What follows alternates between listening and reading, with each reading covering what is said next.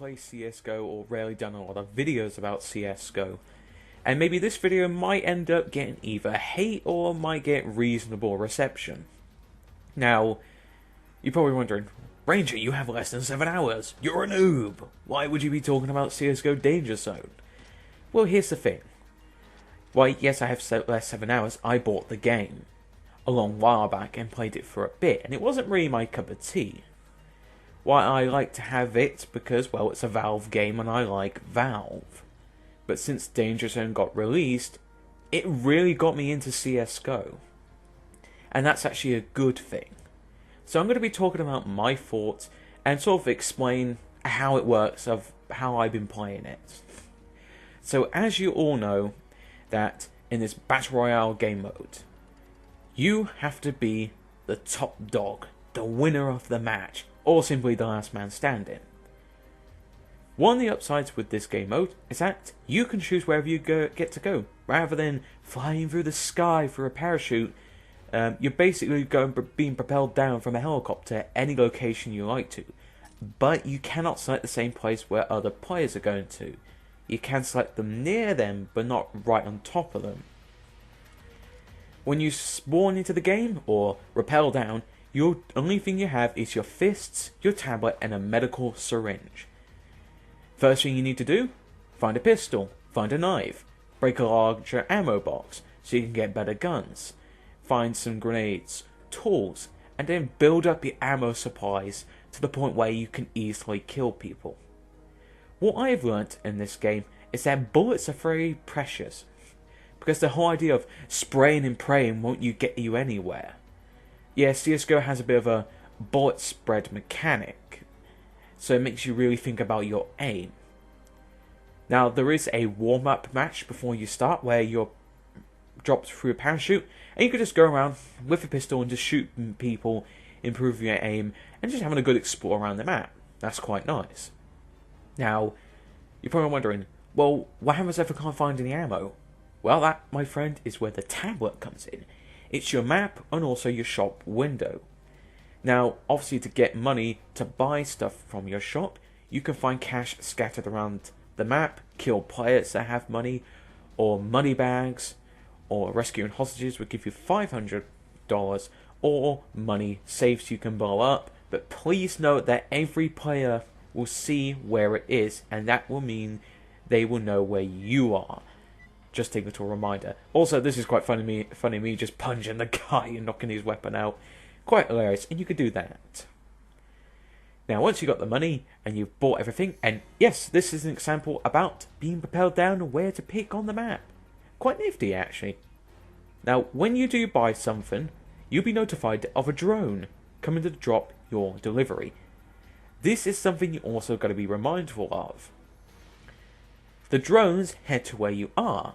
Other players can hear and see those drones, and they can follow them to lead them to you. So my tip for this is prepare up with advance, or think up in advance, because players can actually use the drones to kill you. And the amount of times I've saw drones nearby players, I've actually killed them while they were waiting for their loot. Quite hilarious it is at times. Now, people are most likely saying, well, that's both an upside and a downside. It's true, the upside is you know where your drone is, and as long as you're moving about, your drone will follow you until you stop. Downside, other players know where you are. But it's pretty much a neutral thing for everyone. Now, ammo. You find these little ammo cases and you take one bullet at a time. And a lot of people are having a lot of gripes, particularly some of the guns not having full ammo clips, but they only have like a half or maybe a bit in them. Why it's true, I would love the idea to have a full clip ready to open fire. It kind of makes me want to feel a bit cocky, if you want to say it like that. Making me go, well, I have a full clip, I can release the whole thing on the person.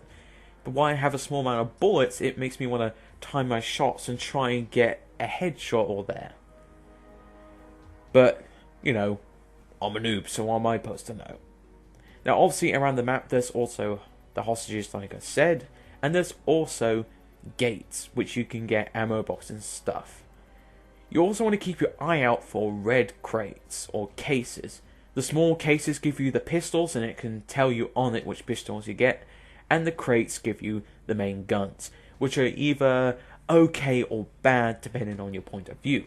The best guns come into these sort of like neon type boxes that have been dropped from the helicopters, and they're always the best weapons. If you know how to use them, you're definitely going to win, and they're basically the end goal weapons.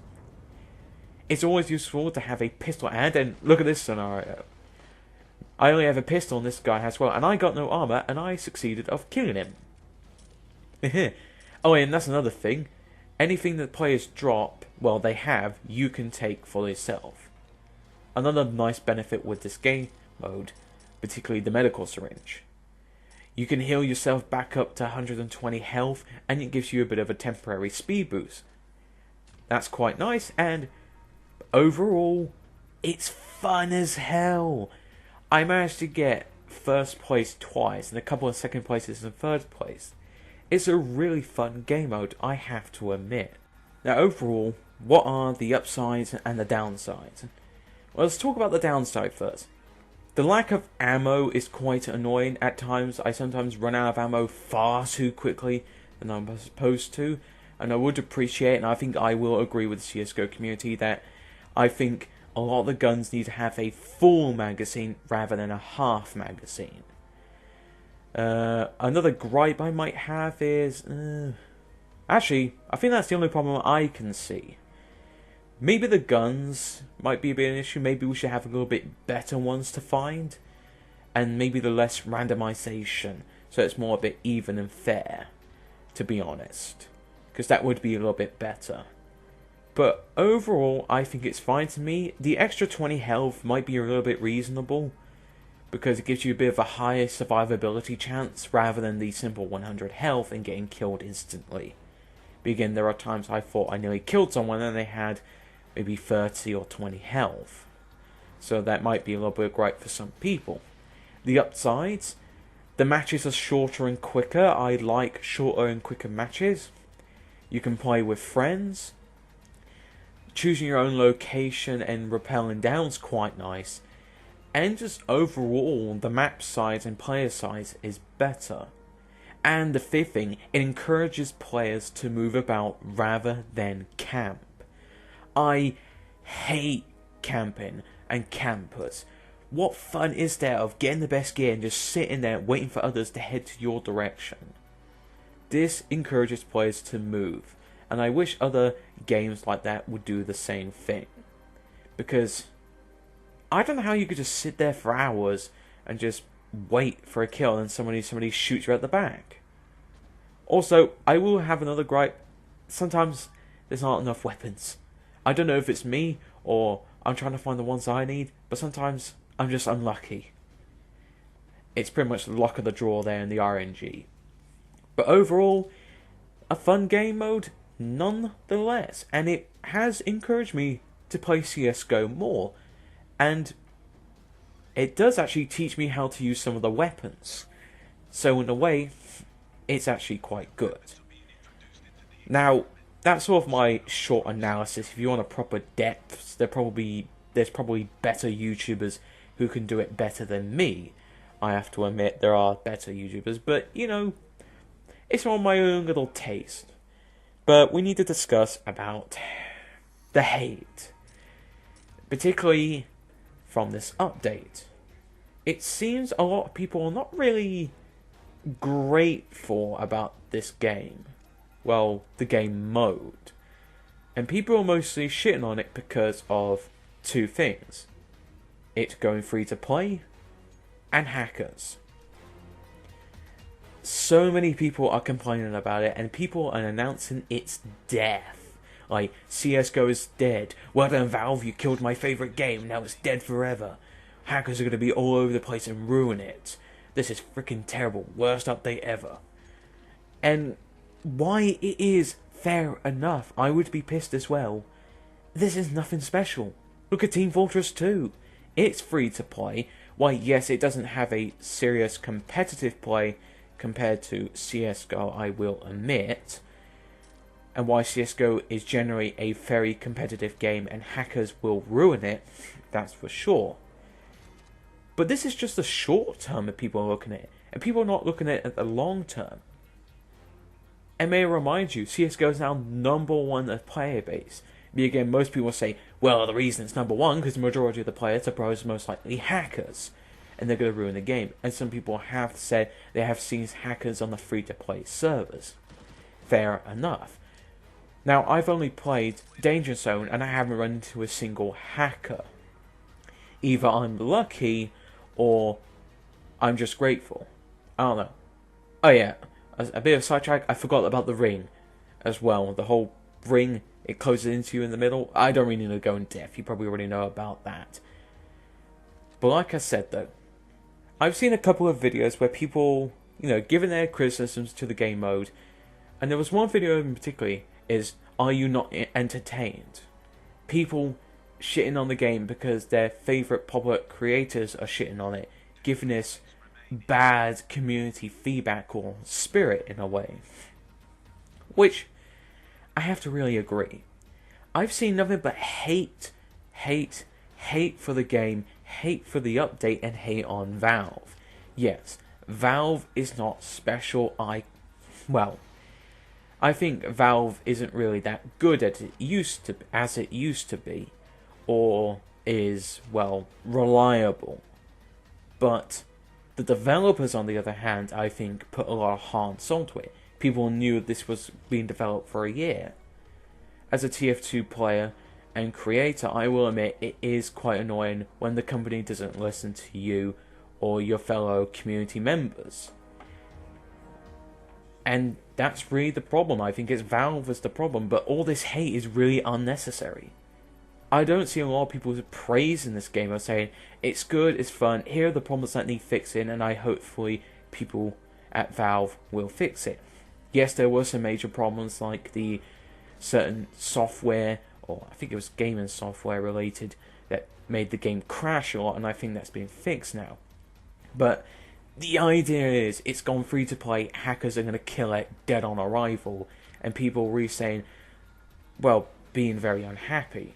It is really hard to explain because I don't really play a lot of CSGO, but Danger Zone has encouraged me to do so. And I actually quite enjoy CSGO a bit more now.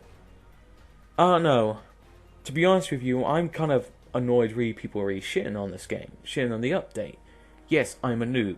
I don't play that game in depth. I haven't played the multiplayer.